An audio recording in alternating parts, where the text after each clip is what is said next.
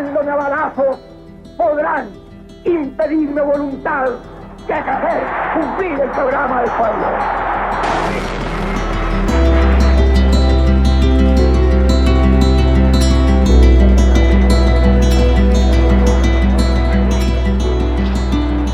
El 11 de septiembre de 1973 lo que vemos en Chile es el quiebre de una tradición democrática de larga data y al mismo tiempo un golpe militar con una violencia inusitada. El 11 de septiembre del 73 para Chile es un punto de inflexión en su historia. Se produce un golpe militar de un grado de brutalidad que nunca habíamos conocido. Pocos sospechaban que Augusto Pinochet, a la cabeza del ejército desde pocas semanas antes, iba a encabezar este golpe militar. Las otras ramas del ejército, las Fuerzas Armadas, la Fuerza Aérea y Carabineros de Chile, estaban ya en contacto y estaban muy decididos a derribar al gobierno de Allende.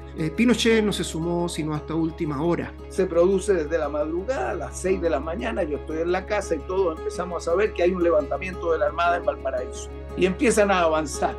Y después se empiezan a sumar otros, y luego el ejército, luego la Marina, están por cierto coordinados con la Fuerza Aérea, y entonces hacen la declaración, golpe militar, llaman al presidente para que abandone el Palacio de Gobierno, le dicen que salga del país, el otro dice, el presidente dice, yo no, yo defiendo mi vida, con mi vida la democracia, y deciden el bombardeo de La Moneda.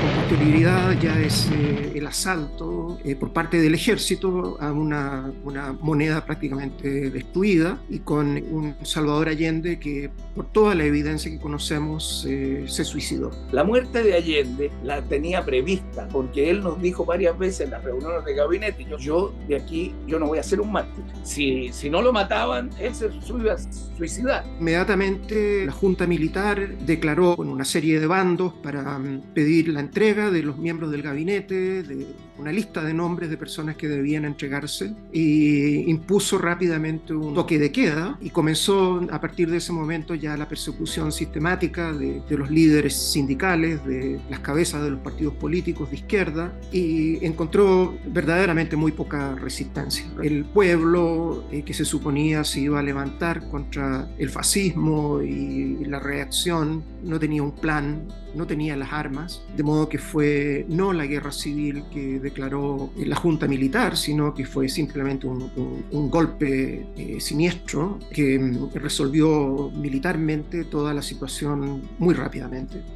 Y con eso empieza entonces una persecución sistemática y violaciones de los derechos humanos. Salvador Allende había ganado las elecciones de 1970 con una coalición de partidos de izquierda que promovía un sistema político y económico que combinaba ideas socialistas y comunistas.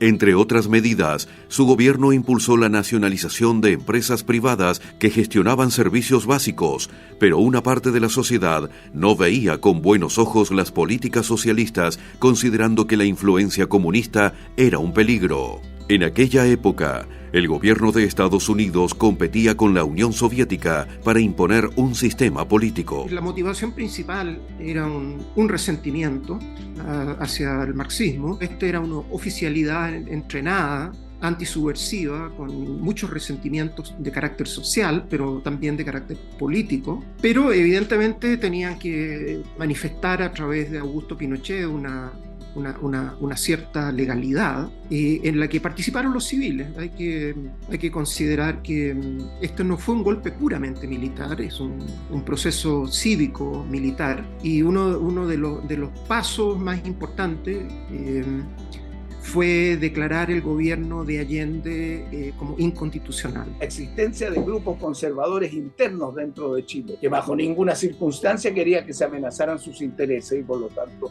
iban a hacer todo lo que estaba a su alcance para impedir que llegara.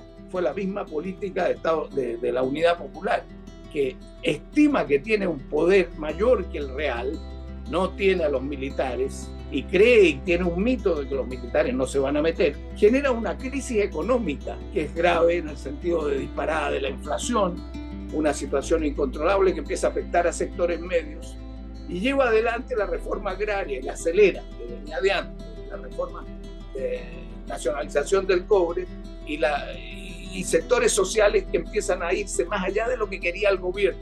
Se empieza a perder el control, se empieza a perder la viabilidad. Una de las primeras acciones del gobierno militar fue crear la Dirección de Inteligencia Nacional, organismo encargado de perseguir y reprimir opositores a la junta militar que dirigía el país.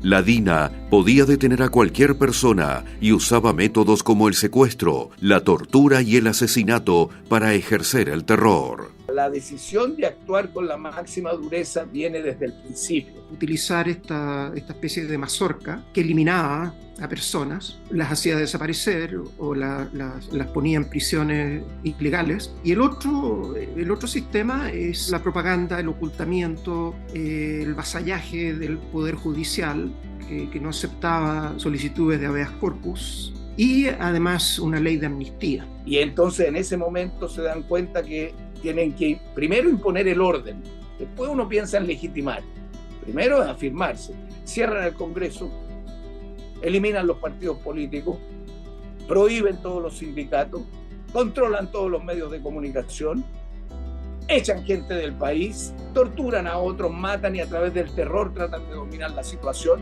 La primera fase es control. Después la pregunta es ¿cómo legitimo? Después del miedo, no puedo fundarme solamente en el terror.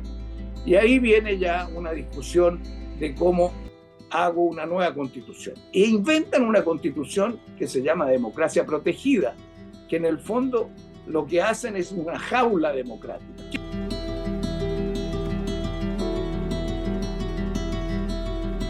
Había gente infiltrada en diferentes movimientos, gente que habían sido ellos mismos torturados, casos francamente espeluznantes de personas de grupos de extrema izquierda que bajo tortura se transformaron en colaboradores, pero eran en general funcionarios de las diferentes ramas militares fuera del escalafón o suficientemente protegidos como para que no fuese fácil identificarlos.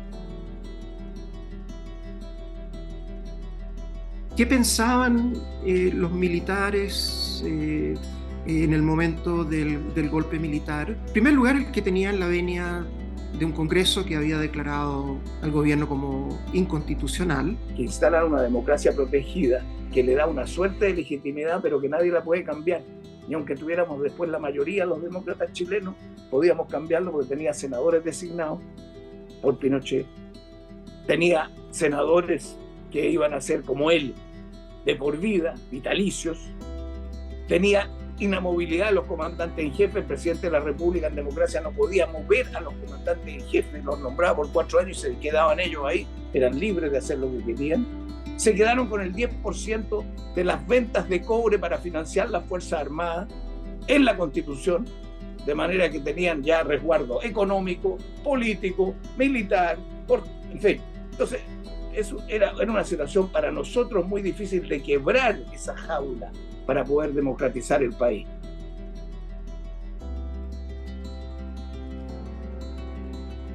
En primer lugar, ellos arrestaron a mucha gente. Otros se escaparon y los persiguieron. Está el caso de toda la gente chilena que mataron a Argentina y que hablaron de que estaban desaparecidos, que se habían escondido, y después se descubrió que todos fueron asesinados allá. Y hubo uno de los embajadores de Chile en las Naciones Unidas que hizo la declaración: no existen los desaparecidos. O sea, es una política de mentir, de que los sectores de la izquierda chilena querían matarlos a ellos. Hubo un conjunto de cosas en la estrategia del terror. Según datos del Instituto Nacional de Derechos Humanos de Chile, hubo más de 3.000 muertos y desaparecidos entre 1973 y 1990. Las víctimas de la dictadura superan las 40.000 personas.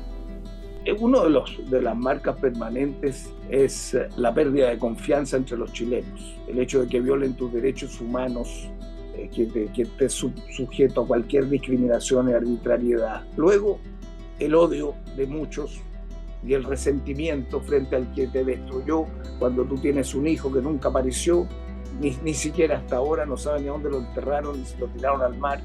Entonces, eso queda muy en el alma y se transmite por generaciones. Y lo otro es una polarización en torno a el uso de la violencia y del golpe militar para resolver problemas políticos, sociales y económicos. Yo creo que eso además es una lección que hemos sacado. Nadie puede recurrir bajo ninguna circunstancia a la violencia y al golpe militar y a la violación de los derechos humanos para superar crisis políticas, sociales y económicas. Tiene que ser en democracia.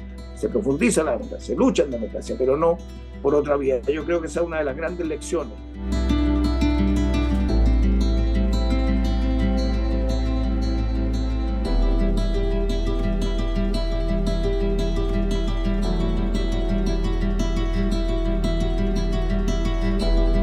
Las violaciones de derechos humanos, el hecho de que tengamos cerca de 1000 desaparecidos es algo que ya pasó de ser un tema que involucra directamente a las familias, es un tema que horroriza a la población entera, y yo diría que ese es en primerísimo lugar el legado más negativo de todo este proceso. También está el legado de un cambio económico importantísimo, ¿no? Que determinó la forma en que los primeros gobiernos democráticos tuvieron que acatar. No hay nada peor para un pueblo que perder la memoria de lo que sufrió porque no puede construir un país mejor.